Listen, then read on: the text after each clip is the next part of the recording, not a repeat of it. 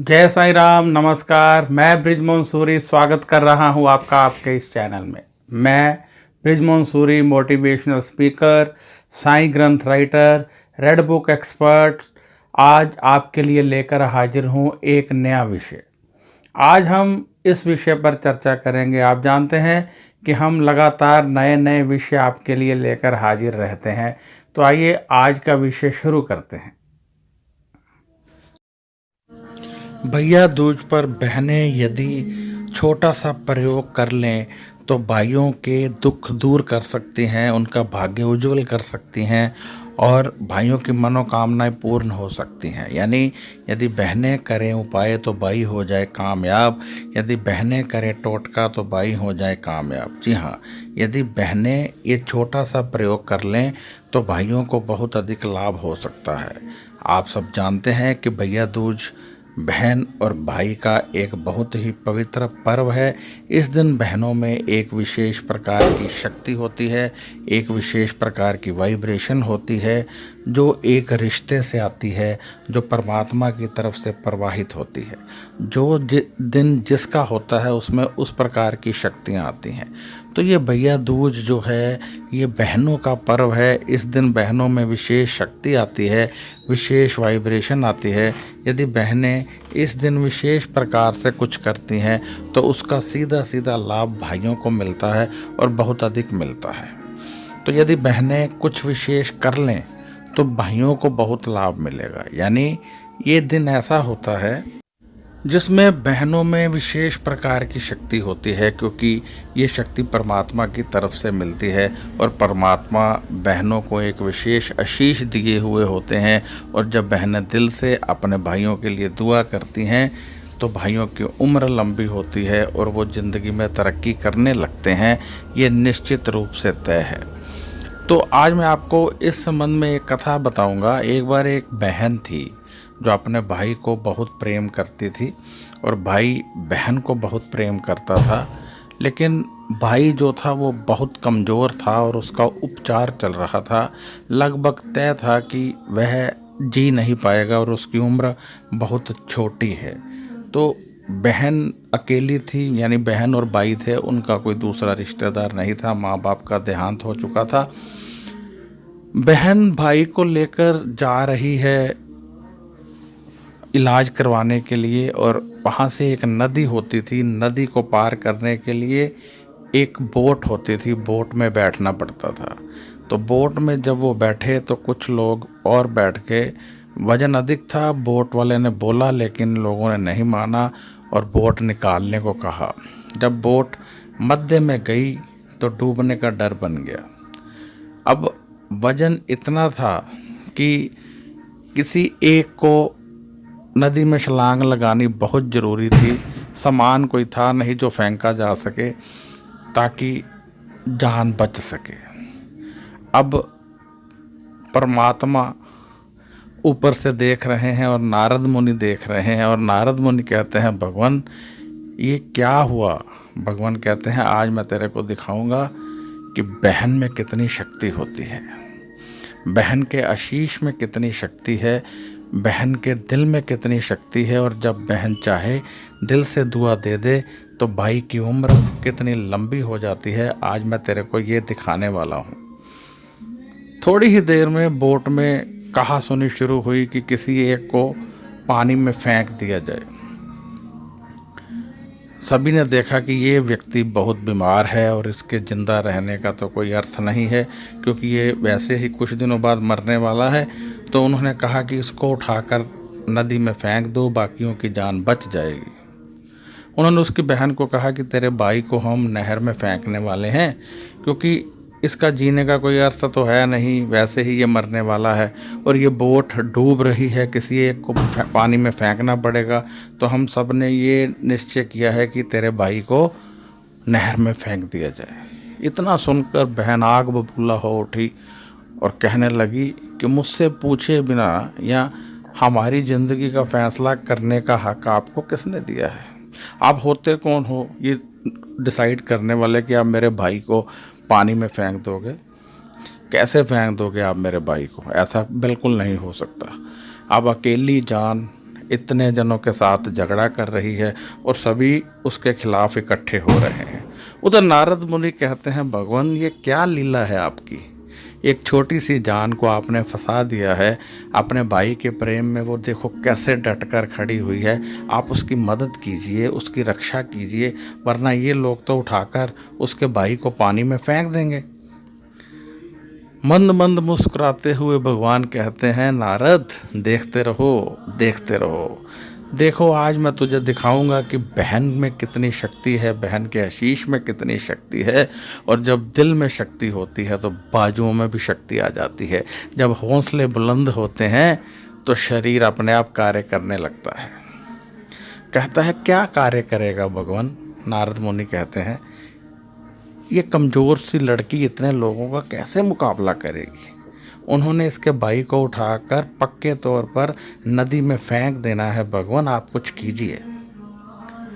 भगवान कहते हैं, कैसे फेंक देंगे, अभी देखते हैं। फेंक भी देंगे तो मैं हूं ना बचाने वाला।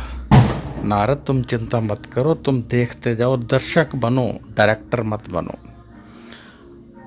अब नारद मुनि बोट की तरफ देखते हैं, सभी एकजुट हो चुके हैं और सभी ने निर्णय ले लिया है कि उसके भाई को उठाकर फेंकेंगे। लेकिन बहन बिल्कुल आगे एक कवच बनकर खड़ी हो गई है।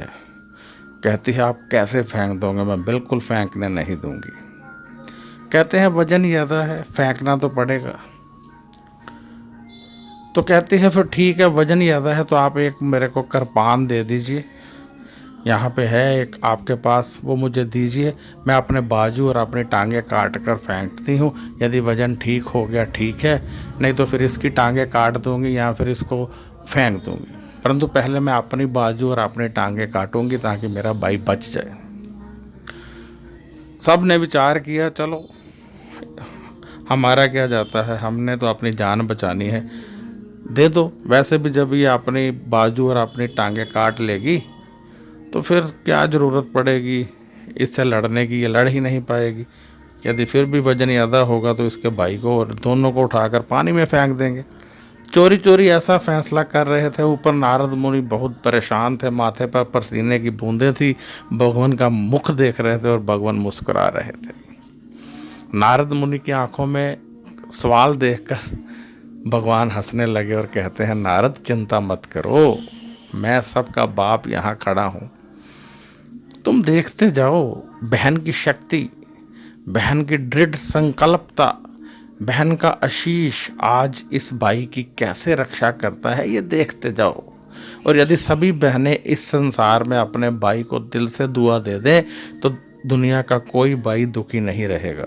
ये मैं पक्के तौर पर कह सकता हूँ और ये आशीष भी दे चुका हूँ कि जब एक बहन अपने भाई के लिए कोई दान पुण्य उपाय करती है तो मेरी मोहर उस पर लग जाती है।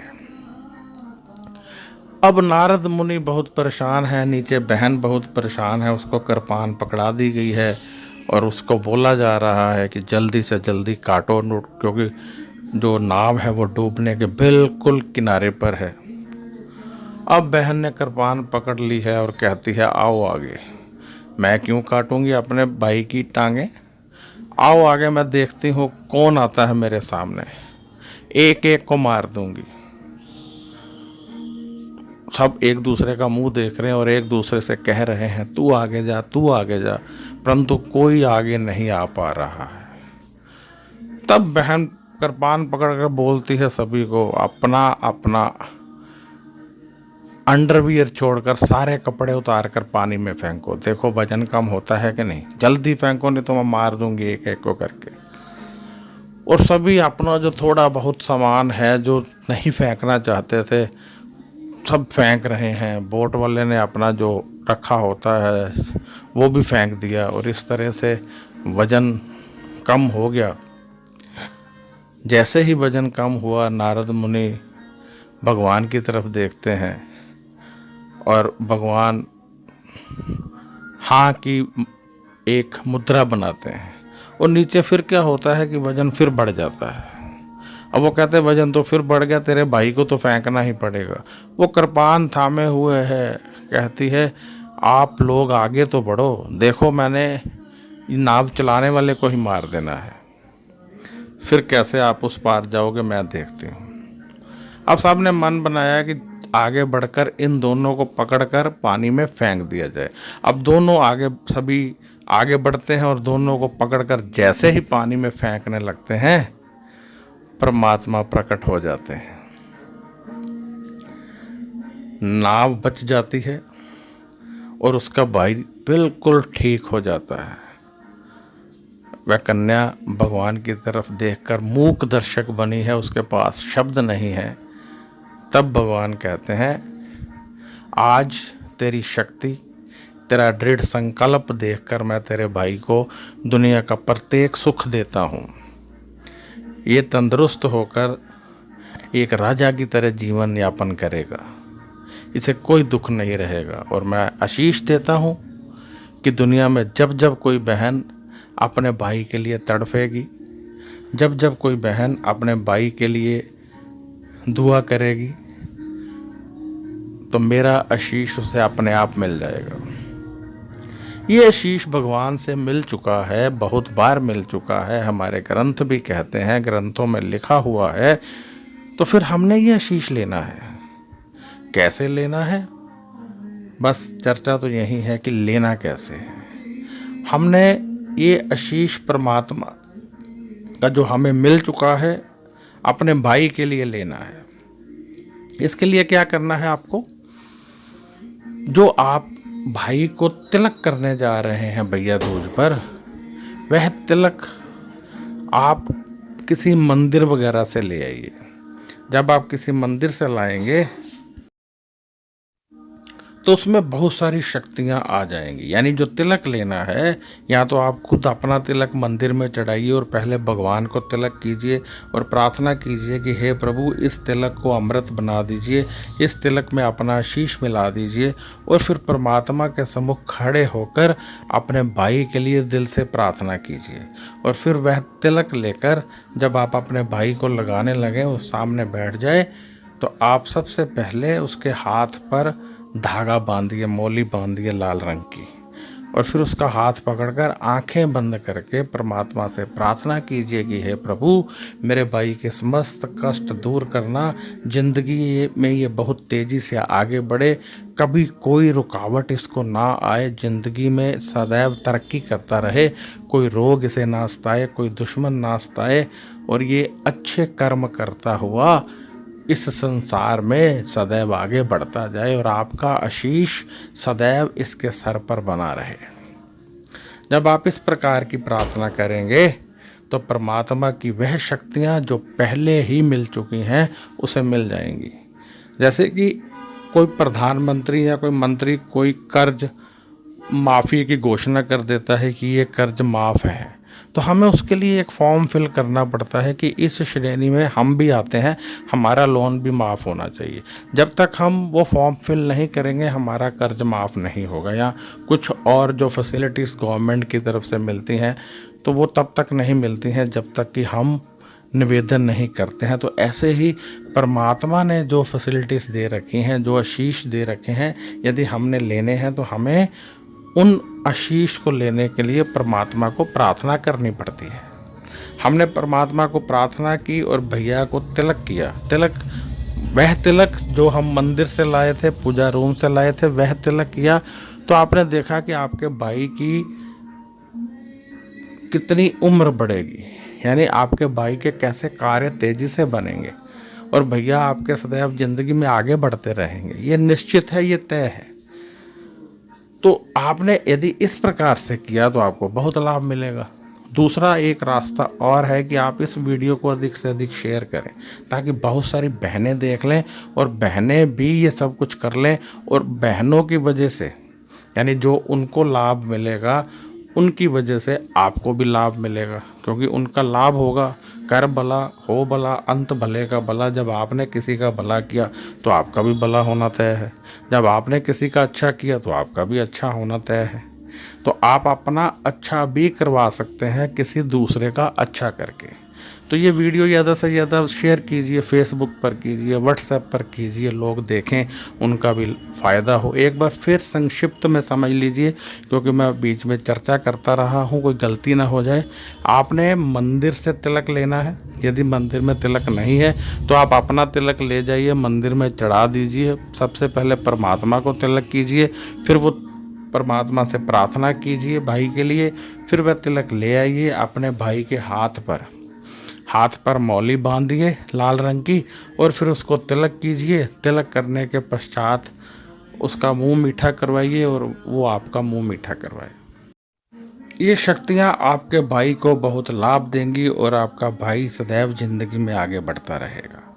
तो आप इस प्रकार से कीजिए, देखिए कि आपके आशीष से आपके भाई के सभी रुके हुए कार्य कैसे हो जाते हैं। आपके आशीष से कैसे आपका भाई ज़िंदगी में आगे बढ़ना लगता है। यदि वो रोगी है तो ठीक हो जाता है, यदि उसको कोई प्रॉब्लम है ठीक हो जाती है, यदि व्यापार नहीं चलता है चढ़ पलबेगा, और यदि आपको लगता है कि कर्जा है उस पर तो उतर जाएगा, कर्जा उतर जाएगा, व्यापार चल पड़ेगा, रोगी है तो ठीक हो जाएगा। जिंदगी में समस्त सुख उसको मिलने लगेंगे, क्योंकि आप बहन हैं और आप में बहुत सारी शक्ति है, और ये पर्व है आपका, और आपने भाई को आशीष देना है। यदि आपने दिल से आशीष दे दिया तो भाई को वह सब मिल जाएगा जो कभी उसने सोचा भी नहीं होगा, जिसकी कभी कामना भी नहीं की होगी, और कभी उसको विश्वास भी नहीं होगा कि उसको वह मिलेगा। वह चीज़ें मिल सकती हैं एक बहन के आशीष से। अब मैं यहाँ इजाज़त चाहूँगा। यदि आपको मेरा ये वीडियो अच्छा लगा है तो कृपया इसे लाइक कर दें, क्योंकि लाइक करने से मेरा हौसला बढ़ेगा। और यदि आपको लगता है कि ये वीडियो दूसरे लोगों को भी देखना चाहिए तो इसे शेयर कर दें, ताकि शेयर करने से दूसरे लोग भी देखें, उनको भी लाभ मिले, और जब उनको लाभ मिलेगा तो आपको उसका पुण्य प्राप्त होगा। तो यदि आपको कोई सवाल पूछना है तो आप व्हाट्सएप कर सकते हैं। यदि आपने जन्म पत्री दिखानी है तब भी आप व्हाट्सएप कीजिए। जन्म पत्री देखने की हमारी फ़ीस होती है। आप जानते होंगे कि जन्म पत्री में बहुत सारे ग्रह होते हैं, जन्म पत्री में बहुत सारे योग होते हैं। योग से ही हम जानते हैं कि हमारी लाइफ कैसी होगी। कई बार हम ग्रहों के उपाय करते रहते हैं परंतु हमें लाभ प्राप्त नहीं होता है। हम लगातार ग्रहों के उपाय कर रहे हैं, बहुत सारे एस्ट्रोलॉजर्स के पास होकर आ चुके हैं, लेकिन लाभ नहीं मिला है। कारण क्या है? कारण ये होता है कि जन्म कुंडली में योग होते हैं। जब योग एक्टिवेट ना हो, कमज़ोर हो, तो ग्रह काम नहीं करते हैं, और जब ग्रह काम नहीं करते हैं तो फिर उनके उपाय कितने भी कीजिए आपको लाभ नहीं मिलेगा। कब तक? जब तक कि उस योग को बलि नहीं किया जाता, एक्टिवेट नहीं किया जाता। तो यदि आप जन्म पत्री दिखाना चाहते हैं तो व्हाट्सएप कीजिए, सवाल है तब भी व्हाट्सएप कीजिए। व्हाट्सएप का जवाब 4 या 5 दिन में मिलता है। फ़ोन मत कीजिए, फ़ोन यहाँ कोई नहीं उठाता है। तो अब मैं इजाज़त चाहूँगा। नमस्कार, खुश रहिए और अपना ध्यान रखिए।